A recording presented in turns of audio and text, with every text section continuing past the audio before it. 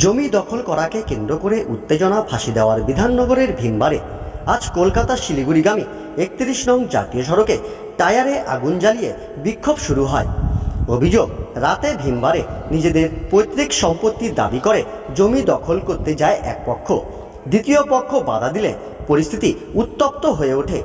তীর, ধনুক, লাঠি নিয়ে এসে বাইরে থেকে মহিলারা জমি দখল করার অভিযোগ করে এক পক্ষ।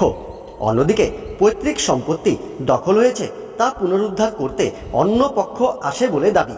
এদিন অবরোধ ঘিরে আটকে পড়ে যানবাহন চলাচল, আর এতেই ভোগান্তিতে সাধারণ মানুষেরা।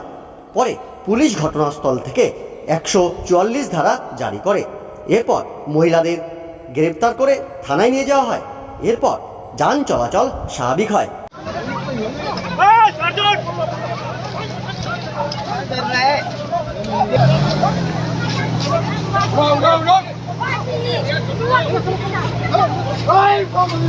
Go!